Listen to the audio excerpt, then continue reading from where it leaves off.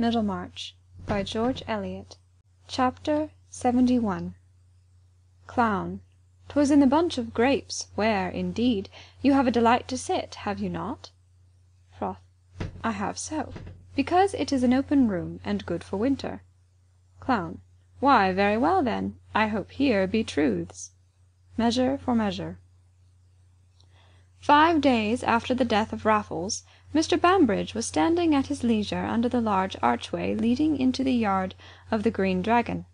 He was not fond of solitary contemplation, but he had only just come out of the house, and any human figure standing at ease under the archway in the early afternoon was as certain to attract companionship as a pigeon which has found something worth peeking at. In this case there was no material object to feed upon, but the eye of reason saw probability of mental sustenance in the shape of gossip. Mr. Hopkins, the meek-mannered draper opposite, was the first to act on this inward vision, being the more ambitious of a little masculine talk, because his customers were chiefly women. Mr. Bambridge was rather curt to the draper, feeling that Hopkins was of course glad to talk to him, but that he was not going to waste much of his talk on Hopkins. Soon, however, there was a small cluster of more important listeners, who were either deposited from the passers-by, or had sauntered to the spot expressly to see if there were anything going on at the Green Dragon, and Mr. Bambridge was finding it worth his while to say many impressive things about the fine studs he had been seeing and the purchases he had made on a journey in the north from which he had just returned. Gentlemen present were assured that when they could show him anything to cut out a blood mare, a bay rising 4, which was to be seen at Doncaster if they chose to go and look at it, Mr. Bambridge would gratify them by being shot from here to Hereford. Also, a pair of blacks which he was going to put into the brake recalled vividly to his mind a pair which he had sold to Faulkner in 19 for 100 guineas, and which Faulkner had sold for 160 2 months later. Any agent who could disprove this statement being offered the privilege of calling Mr. Bambridge a very ugly name until the exercise made his throat dry. When the discourse was at this point of animation, came up Mr. Frank Hawley. He was not a man to compromise his dignity by lounging at the Green Dragon, but happening to pass along the High Street and seeing Bambridge on the other side, he took some of his long strides across to ask the horse-dealer whether he had found the first-rate gig horse which he had engaged to look for. Mr. Hawley was requested to wait until he had seen a grey selected at Bilkley. If that did not meet his wishes to a hair, Bambridge did not know a horse when he saw it, which seemed to be the highest conceivable likelihood. Mr. Hawley, standing with his back to the street, was fixing a time for looking at the grey and seeing it tried, when a horseman passed slowly by. "Bulstrode," said 2 or 3 voices at once in a low tone, one of them, which was the draper's, respectfully prefixing the Mr., but nobody having more intention in this interjectural naming than if they had said the Riverston coach when that vehicle appeared in the distance. Mr. Hawley gave a careless glance round at Bulstrode's back, but as Bambridge's eyes followed it he made a sarcastic grimace. "By Jingo, that reminds me," he began, lowering his voice a little. "I picked up something else at Bilkley besides your gig horse, Mr. Hawley. I picked up a fine story about Bulstrode. Do you know how he came by his fortune? Any gentleman wanting a bit of curious information, I can give it him free of expense. If everybody got their deserts, Bulstrode might have had to say his prayers at Botany Bay." "What do you mean?" said Mr. Hawley, thrusting his hands into his pockets and pushing a little forward under the archway. If Bulstrode should turn out to be a rascal, Frank Hawley had a prophetic soul. "I had it from a party who was an old chum of Bulstrode's. I'll tell you where I first picked him up," said Bambridge with a sudden gesture of his forefinger. "He was at Larcher's sale, but I knew nothing of him then. He slipped through my fingers. Was after Bulstrode, no doubt. He tells me he can tap Bulstrode to any amount. Knows all his secrets. However, he blabbed to me of Bilkley. He takes a stiff glass. Damn if I think he meant to turn King's evidence, but he's that sort of bragging fellow. The bragging runs over hedge and ditch with him till he'd brag of a spavin as if it'd fetch money. A man should know when to pull up." Mr. Bambridge made this remark with an air of disgust, satisfied that his own bragging should a fine sense of the marketable. "What's the man's name, and where can he be found?" said Mr. Hawley. "As to where he's to be found, I left him at the Saracen's Head, but his name is Raffles." "Raffles!" exclaimed Mr. Hopkins. "I furnished his funeral yesterday. He was buried at Lowick. Mr. Bulstrode followed him. A very decent funeral." There was a strong sensation among the listeners. Mr. Bambridge gave an ejaculation in which brimstone was the mildest word, and Mr. Hawley, knitting his brows and bending his head forward, exclaimed, "What? Where did the man die?" "At Stone Court," said the draper. "The housekeeper said he was a relation of the master's. He came there ill on Friday." "Why, it was on Wednesday I took a glass with him," interposed Bambridge. "Did any doctor attend him?" said Mr. Hawley. "Yes, Mr. Lydgate. Mr. Bulstrode sat up with him one night. He died the third morning." "Go on, Bambridge," said Mr. Hawley insistently. "What did this fellow say about Bulstrode?" The group had already become larger, the town clerk's presence being a guarantee that something worth listening to was going on there, and Mr. Bambridge delivered his narrative in the hearing of 7. It was mainly what we know, including the fact about Will Ladislaw, with some local colour added. It was what Bulstrode had dreaded the betrayal of, and hoped to have buried for ever with the corpse of Raffles. It was that haunting ghost of his earlier life, which, as he rode past the archway of the Green Dragon, he was trusting that Providence had delivered him from. Yes, Providence. He had not confessed to himself yet that he had done anything in the way of contrivance to this end. He had accepted what seemed to have been offered. It was impossible to prove that he had done anything which hastened the departure of that man's soul. But this gossip about Bulstrode spread through Middlemarch like the smell of fire. Mr. Frank Hawley followed up his information by sending a clerk whom he could trust to Stone Court on a pretext of inquiring about hay, but really to gather all that could be learned about Raffles and his illness from Mrs. Abel. In this way it came to his knowledge that Mr. Garth had carried the man to Stone Court in his gig, and Mr. Hawley, in consequence, took an opportunity of seeing Caleb, calling at his office to ask whether he had time to undertake an arbitration if it were required, and then asking him incidentally about Raffles. Caleb was betrayed into no word injurious to Bulstrode, beyond the fact, which he was forced to admit, that he had given up acting for him within the last week. Mr. Hawley drew his references, and feeling convinced that Raffles had told his story to Garth, and that Garth had given up Bulstrode's affairs in consequence, said so a few hours later to Mr. Toller. The statement was passed on until it had quite lost the stamp of an inference, and was taken as information coming straight from Garth, so that even a diligent historian might have concluded Caleb to be the chief publisher of Bulstrode's misdemeanours. Mr. Hawley was not slow to perceive that there was no handle for the law either in the revelations made by Raffles or in the circumstances of his death. He had himself ridden to Lowick village that he might look at the register and talk over the whole matter with Mr. Fairbrother, who was not more surprised than the lawyer that an ugly secret should have come to light about Bulstrode, though he had always had justice enough in him to hinder his antipathy from turning into conclusions. But while they were talking, another combination was silently going forward in Mr. Fairbrother's mind, which foreshadowed what was soon to be loudly spoken of in Middlemarch as a necessary putting of 2 and 2 together. With the reasons which kept Bulstrode in dread of Raffles, there flashed the thought that the dread might have something to do with his munificence towards his medical man, and though he resisted the suggestion that it had been consciously accepted in any way as a bribe, he had a foreboding that this complication of things might be of malignant effect on Lydgate's reputation. He perceived that Mr. Hawley knew nothing at present of the sudden relief from debt, and he himself was careful to glide away from all approaches towards the subject.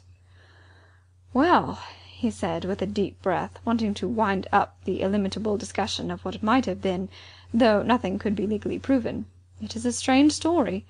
So our mercurial Ladislaw has a queer genealogy. A high-spirited young lady and a musical Polish patriot made a likely enough stock for him to spring from, but I should never have suspected a grafting of the Jew pawnbroker. However, there's no knowing what a mixture will turn out beforehand. Some sorts of dirt serve to clarify." "It's just what I should have expected," said Mr. Hawley, mounting his horse. "Any cursed alien blood, Jew, Corsican or gipsy." "I know he's one of your black sheep, Hawley, but he is really a disinterested, unworldly fellow," said Fairbrother, smiling. "Aye, aye, that is your Whiggish twist," said Mr. Hawley, who had been in the habit of saying apologetically that Fairbrother was such a damned pleasant, good-hearted fellow you would mistake him for a Tory.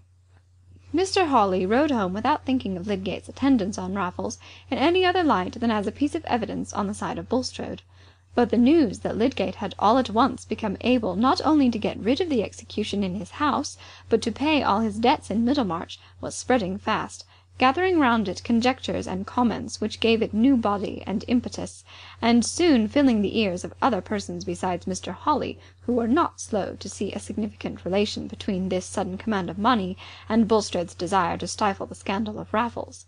That the money came from Bulstrode would infallibly have been guessed even if there had been no direct evidence of it, for it had beforehand entered into the gossip about Lydgate's affairs that neither his father-in-law nor his own family would do anything for him, and direct evidence was furnished not only by a clerk at the bank, but by innocent Mrs. Bulstrode herself, who mentioned the loan to Mrs. Plymdale, who mentioned it to her daughter-in-law of the house of Toller, who mentioned it generally.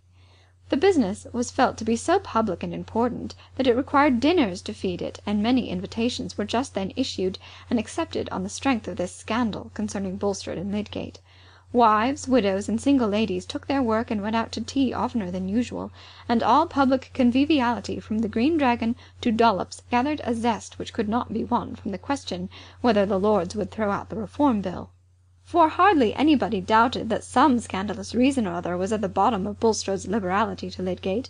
Mr. Hawley, indeed, in the first instance, invited a select party, including the two physicians, with Mr. Toller and Mr. Wrench, expressly to hold a close discussion as to the probabilities of Raffles's illness, reciting to them all the particulars that the death was due to delirium tremens, and the medical gentlemen, who all stood undisturbedly on the old paths in relation to this disease, declared that they could see nothing in these particulars which could be transformed into a positive ground of suspicion.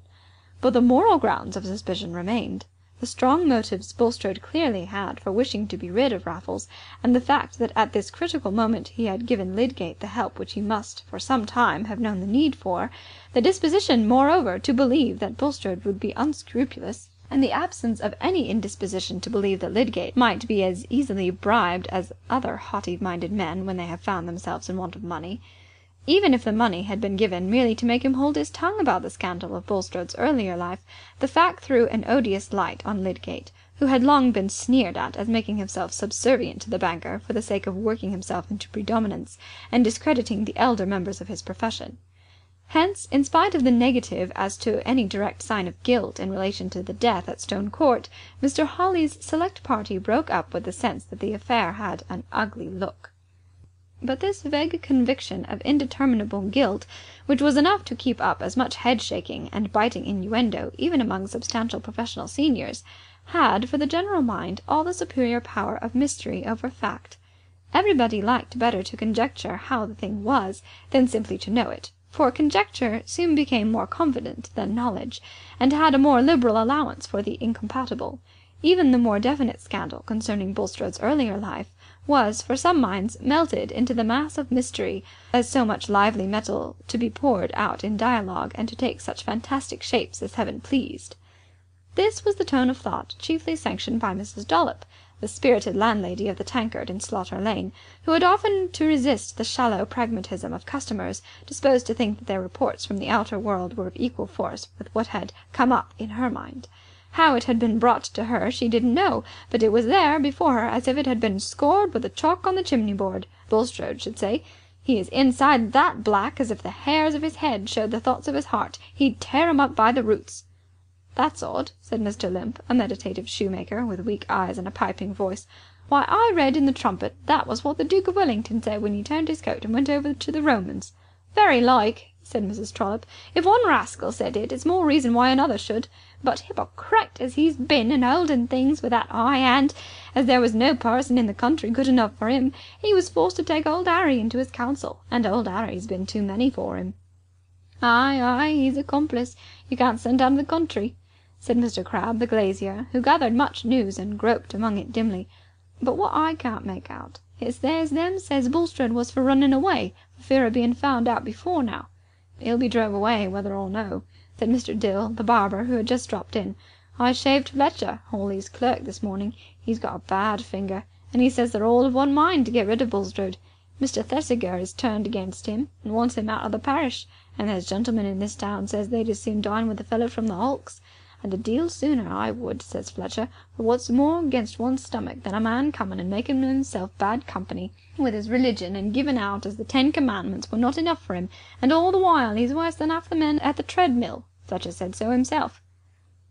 "It'll be a bad thing for the town, though, if Bulstrode's money gets out of it," said Mr. Limp quaveringly.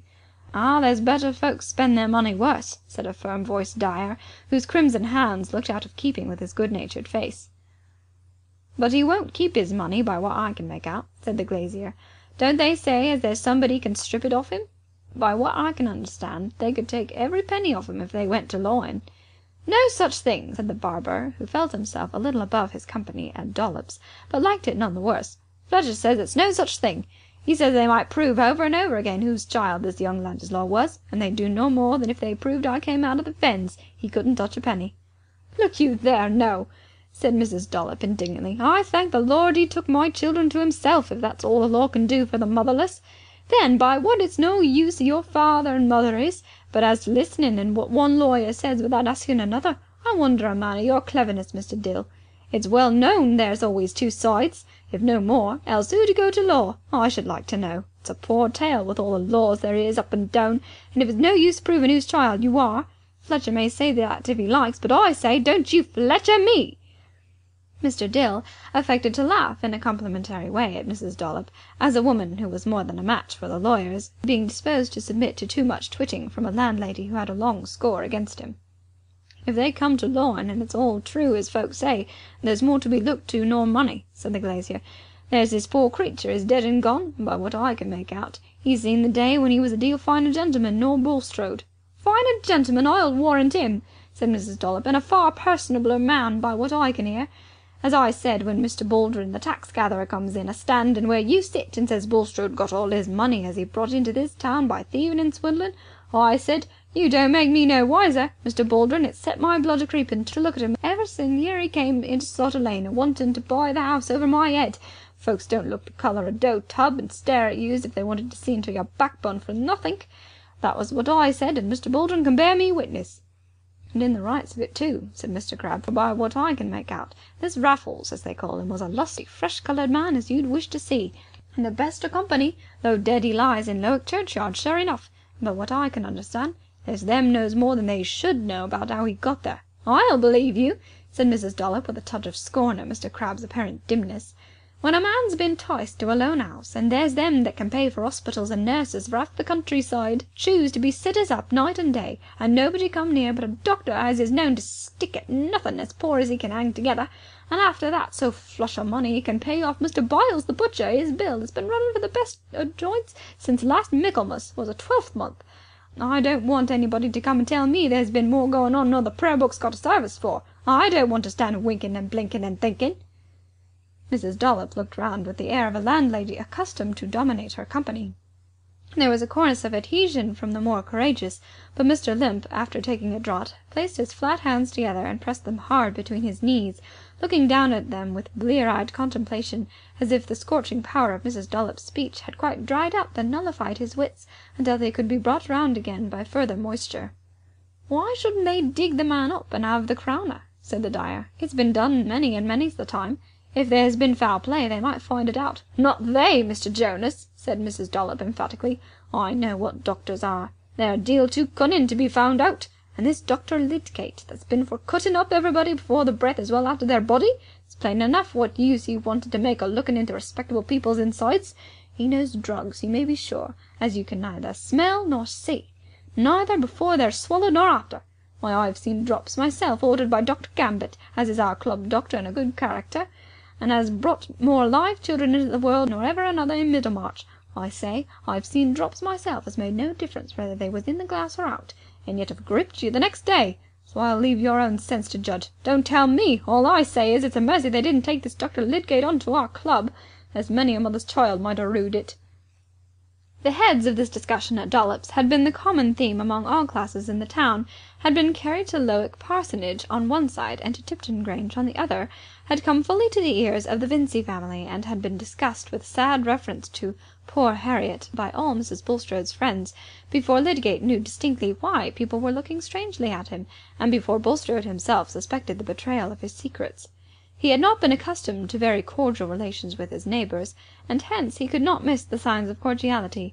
Moreover, he had been taking journeys on business of various kinds, having now made up his mind that he need not quit Middlemarch, and feeling able consequently to determine on matters which he had before left in suspense.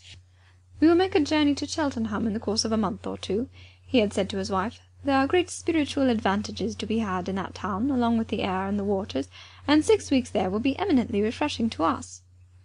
He really believed in the spiritual advantages, and meant that his life henceforth should be the more devoted because of those latter sins, which he represented to himself as hypothetic, praying hypothetically for their pardon, if I have herein transgressed. As to the hospital, he avoided saying anything further to Lydgate, fearing to manifest a too sudden change of plans immediately on the death of Raffles. In his secret soul he believed that Lydgate suspected his orders to have been intentionally disobeyed, and in suspecting this he must also suspect a motive. But nothing had been betrayed to him as to the history of Raffles, and Bulstrode was anxious not to do anything which would give emphasis to his undefined suspicions. As to any certainty that a particular method of treatment would either save or kill, Lydgate himself was constantly arguing against such dogmatism. He had no right to speak, and he had every motive for being silent. Hence Bulstrode felt himself providentially secured. The only incident he had strongly winced under had been an occasional encounter with Caleb Garth, who, however, had raised his hat with mild gravity. Meanwhile, on the part of the principal townsman, a strong determination was growing against him. A meeting was to be held in the town hall on a sanitary question which had risen into pressing importance by the occurrence of a cholera case in the town. Since the Act of Parliament, which had been hurriedly passed, authorizing assessments for sanitary measures, there had been a board for the superintendence of such measures appointed in Middlemarch, and much cleansing and preparation had been concurred by Whigs and Tories. The question now was whether a piece of ground outside the town should be secured as a burial ground by means of assessment or by private subscription. The meeting was to be open, and almost everybody of importance in the town was expected to be there. Mr. Bulstrode was a member of the board, and just before 12 o'clock he started from the bank with the intention of urging the plan of private subscription. Under the hesitation of his projects, he had for some time kept himself in the background, and he felt that he should this morning resume his old position as a man of action and influence in the public affairs of the town, where he expected to end his days. Among the various persons going in the same direction, he saw Lydgate. They joined, talked over the object of the meeting, and entered it together. It seemed that everybody of mark had been earlier than they, but there were still spaces left near the head of the large central table, and they made their way thither. Mr. Fairbrother sat opposite, not far from Mr. Hawley. All the medical men were there. Mr. Thesiger was in the chair, and Mr. Brooke of Tipton on his right hand. Lydgate noticed a peculiar interchange of glances when he and Bulstrode took their seats. After the business had been fully opened by the chairman, who pointed out the advantages of purchasing by subscription a piece of ground large enough to be ultimately used as a general cemetery, Mr. Bulstrode, whose rather high-pitched but subdued and fluent voice the town was used to at meetings of this sort, rose and asked leave to deliver his opinion. Lydgate could see again the particular interchange of glances before Mr. Hawley started up and said in his firm, resonant voice, "Mr. Chairman, I request that before anyone delivers his opinion on this point, I may be permitted to speak on a question of public feeling, which not only by myself, but by many gentlemen present is regarded as preliminary." Mr. Hawley's mode of speech, even when public decorum oppressed his awful language, was formidable in its curtness and self-possession. Mr. Thesiger sanctioned the request, and Mr. Bulstrode sat down, and Mr. Hawley continued. "In what I have to say, Mr. Chairman, I am not speaking simply on my own behalf. I am speaking with the concurrence and at the express request of no fewer than 8 of my fellow townsmen who are immediately around us. It is our united sentiment that Mr. Bulstrode should be called upon, and I do now call upon him, to resign public positions which he holds, not simply as a taxpayer, but as a gentleman among gentlemen. There are practices and there are acts, which, owing to circumstances, the law cannot visit, though they may be worse than many things which are legally punishable. Honest men and gentlemen, if they don't want the company of people who perpetrate such acts, have got to defend themselves as best they can, and that is what I and the friends whom I call my clients in this affair are determined to do.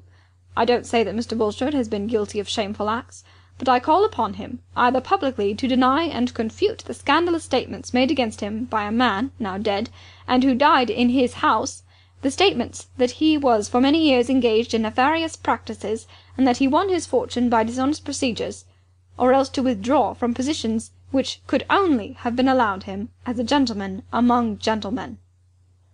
All eyes in the room were turned on Mr. Bulstrode, who, since the first mention of his name, had been going through a crisis of feeling almost too violent for his delicate frame to support. Lydgate, who himself was undergoing a shock, as from the terrible practical interpretation of some faint augury, felt, nevertheless, that his own movement of resentful hatred was checked by that instinct of the healer which thinks first of bringing rescue or relief to the sufferer when he looked at the shrunken misery of Bulstrode's livid face. The quick vision that his life was after all a failure, that he was a dishonoured man and must quail before the glance of those towards whom he had habitually assumed the attitude of a reprover, that God had disowned him before men and left him unscreened to the triumphant scorn of those who were glad to have their hatred justified, the sense of utter futility in that equivocation with his conscience in dealing with the life of his accomplice, an equivocation which now turned venomously upon him with the full-grown fang of a discovered lie, all this rushed through him like the agony of terror which fails to kill and leaves the ear still open to the returning wave of execration. The sudden sense of exposure after the re-established sense of safety came, not to the coarse organization of a criminal, but to the susceptible nerve of a man whose intensest being lay in such mastery and predominance as the conditions of his life had shaped for him. But in that intense being lay the strength of reaction. Through all his bodily infirmity there ran a tenacious nerve of ambitious, self-preserving will, which had continuously leaped out like a flame, scattering all doctrinal fears, and which, even while he sat an object of compassion for the merciful, was beginning to stir and glow under his ashy paleness. Before the last words were out of Mr. Hawley's mouth, Bulstrode felt that he should answer, and that his answer should be a retort. He dared not get up and say, "I am not guilty. The whole story is false." Even if he had dared this, it would have seemed to him, under his present keen sense of betrayal, as vain as to pull, for covering his nakedness, a frail rag which would rend at every little strain. For a few moments there was total silence, while every man in the room was looking at Bulstrode. He sat perfectly still, leaning hard against the back of his chair. He could not venture to rise, and when he began to speak, he pressed his hands upon the seat on each side of him. But his voice was perfectly audible, though hoarser than usual, and his words were distinctly pronounced, though he paused between sentences, as if short of breath. He said, turning first towards Mr. Thesiger, and then looking at Mr. Hawley, "I protest before you, sir, as a Christian minister, against the sanctions of proceedings towards me, which are dictated by virulent hatred. Those who are hostile to me are glad to believe any libel uttered by a loose tongue against me, and their consciences become strict against me. I say that the evil speaking, of which I am to be made the victim, accuses me of malpractices." Here Bulstrode's voice rose, and took on a more biting accent, till it seemed a low cry. "Who shall be my accuser? Not men whose own lives are unchristian, nay, scandalous.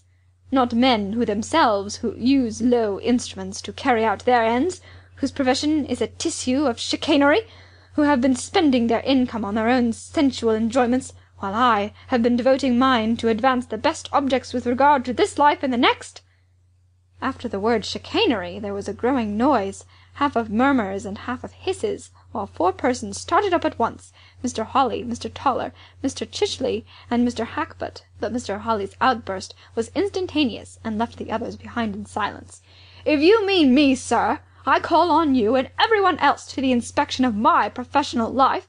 As to Christian or unchristian, I repudiate your canting, palavering Christianity, and as to the way in which I spend my income, it is not my principle to maintain thieves and cheat offspring of their due inheritance in order to support religion and set myself up as a saintly killjoy. I affect no niceness of conscience. I have not found any nice standards necessary yet to measure your actions by, sir.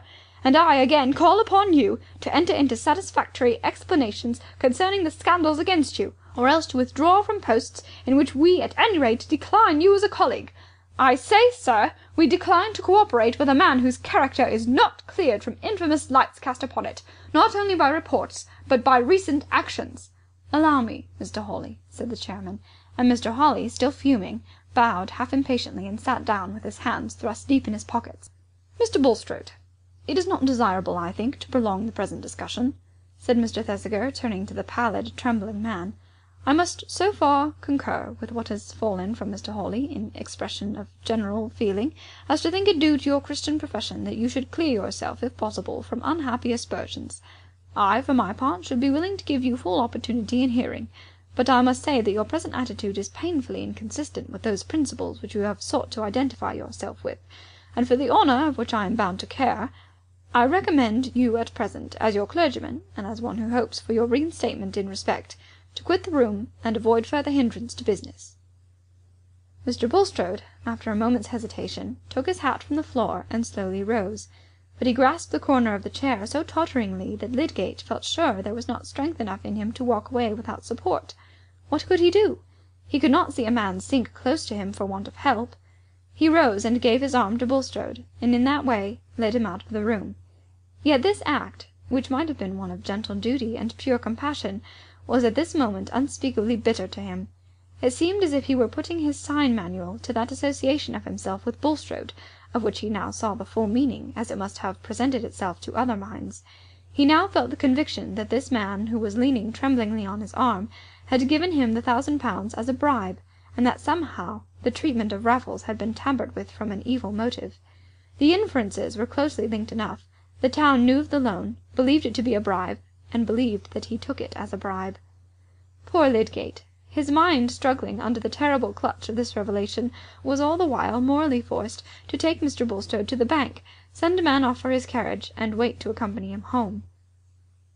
Meanwhile, the business of the meeting was dispatched and fringed off into eager discussion among various groups concerning this affair of Bulstrode and Lydgate. Mr. Brooke, who had before heard only imperfect hints of it, and was very uneasy that he had gone a little too far in countenancing Bulstrode, now got himself fully informed, and felt some benevolent sadness in talking to Mr. Fairbrother about the ugly light in which Lydgate had come to be regarded. Mr. Fairbrother was going to walk back to Lowick. "Step into my carriage," said Mr. Brooke. "I am going round to see Mrs. Casaubon. She was come back to Yorkshire last night. She would like to see me, you know." So they drove along, Mr. Brooke chatting with good-natured hope that there had not really been anything black in Lydgate's behaviour, a young fellow whom he had seen to be quite above the common mark, when he brought a letter from his uncle Sir Godwin. Mr. Fairbrother said little. He was deeply mournful. With a keen perception of human weakness, he could not be confident that under the pressure of humiliating needs Lydgate had not fallen below himself. When the carriage drove up to the gate of the manor, Dorothea was out on the gravel and came to greet them. "Well, my dear," said Mr. Brooke, "we have just come from a meeting, a sanitary meeting, you know." "Was Mr. Lydgate there?" said Dorothea, who looked full of health and animation, and stood with her head bare under the gleaming April lights. "I want to see him, and have a great consultation with him about the hospital. I have engaged with Mr. Bulstrode to do so." "Oh, my dear," said Mr. Brooke, "we have been hearing bad news, you know." They walked through the garden towards the churchyard gate, Mr. Fairbrother wanting to go on to the parsonage, and Dorothea heard the whole sad story. She listened with deep interest, and begged to hear twice over the facts and impressions concerning Lydgate. After a short silence, pausing at the churchyard gate and addressing Mr. Fairbrother, she said energetically, "You don't believe that Mr. Lydgate is guilty of anything base? I will not believe it. Let us find out the truth and clear him." End of chapter 71. End of book 7.